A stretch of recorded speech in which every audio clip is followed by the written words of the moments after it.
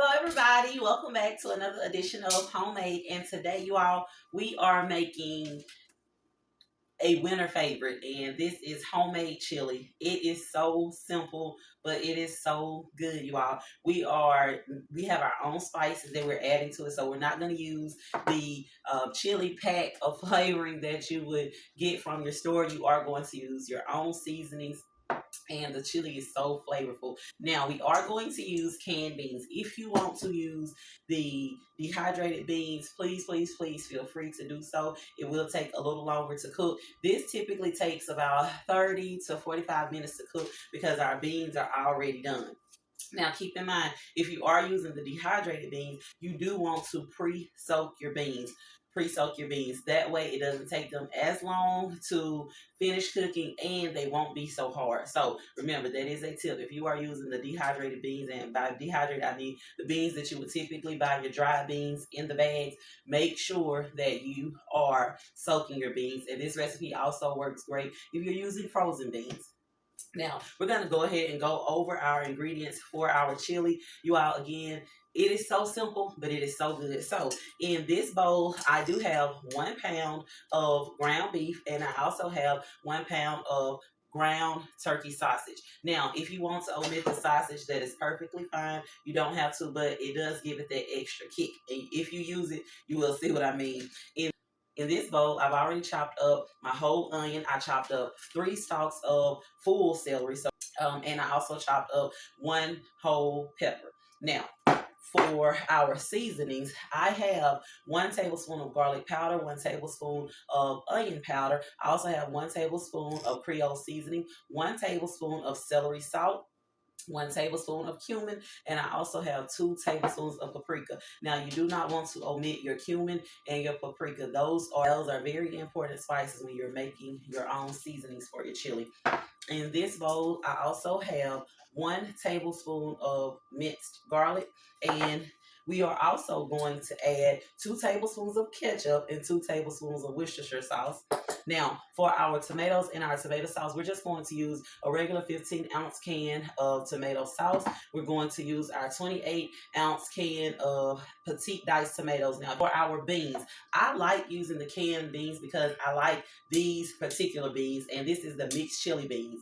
You all, I love this in my chili.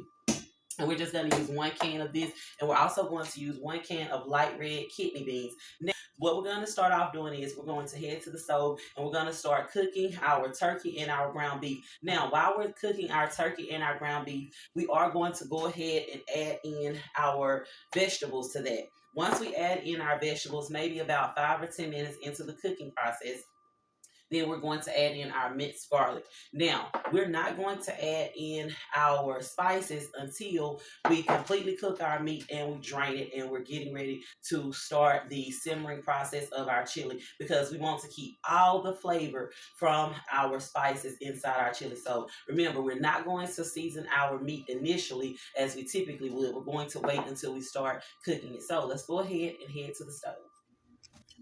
So we are here, and it is time for us to go ahead and put in our sausage and our ground beef. So we're going to put that in.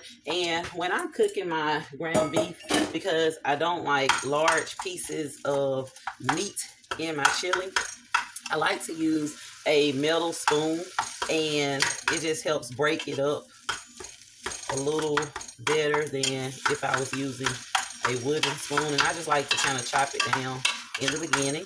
So when we start the simmering process, we are going to simmer this, and we are going to do that covered on low heat. So make sure that your stock pot or whatever pot you're cooking this in, that it does have a lid. So right now, we are going to go ahead and we're going to add in our vegetables at this stage. And if you can see, my vegetables are not chopped really small because I like a hearty chili.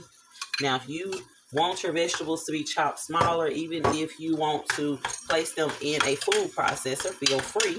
But I like to be able to taste the vegetables and actually see them in mine. And if you can see, there are a lot of vegetables in here. So we're going to get that mixed in really well.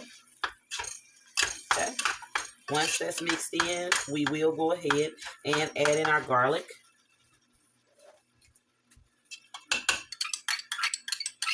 Okay, so now we are just going to let this cook all the way. We are going to take it off the heat, drain the excess grease off of it. You do want to make sure that you drain it. And once we drain the grease off of it, we're going to come back, put all of the rest of our ingredients in, and we are going to start the simmer process. And we are going to simmer this on low heat again for about 30 minutes. So we are back. I have finished cooking our meat. I've drained it, and I did let it sit in my colander for a few minutes just to drain off as much excess oil as possible. So now we're about to start adding in the rest of our ingredients before we start letting it simmer. So I'm going to go ahead, put in my beans. Now I'm going to put in my tomato sauce. And I'm going to put in my tomatoes. I'm going to put in my Worcestershire sauce and ketchup. And now I am going to put in my seasonings. Now, I did forget to mention, we are going to add water to this. And to this, we are going to add our 1.5 cups of water. Now, if you want to use a chicken stock or a beef stock, feel free. This one, we are going to add our lid. And we are going to turn our heat down to medium to low heat.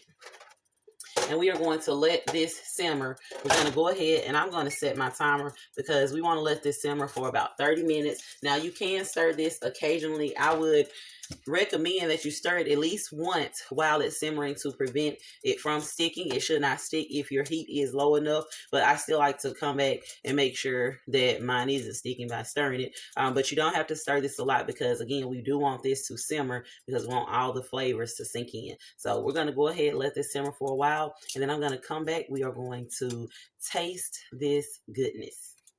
We're back and our chili is done simmering. I did let it simmer for about 35 minutes, and after it was done, I removed it from the heat. I let it rest for about 10 minutes, and that is very important. You do want to make sure that you let your chili rest after it's done cooking. Remove it from the heat, and you just want to crack your lid on it and allow it to breathe before you stir it and before you serve it. So I like sour cream in my chili, so I did put a spoon of sour cream in it, and if you can see, it is so hearty. You all, we didn't use any chili seasoning packs. We put our own seasoning in it, and it smells so good.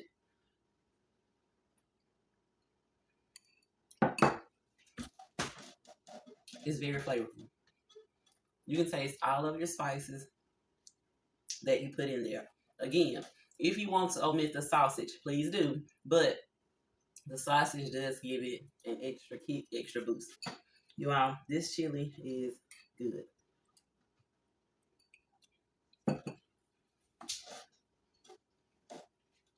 Easy, simple, homemade chili. You can't beat it. Now, when you make this chili, make sure you leave your pictures and your comments. Let me know how it turned out. If you liked the recipe, if you didn't like the recipe, if you would change something, if you did change something, let me know. I want to know it all. Now, I know I did not say it earlier, but don't forget to like, subscribe, and share our channel if you want to keep seeing these easy homemade recipes, you all. As I always say, cooking is as easy or as hard as you make it. But I promise you, if you do keep it simple, just be yourself, life in itself can be so much easier.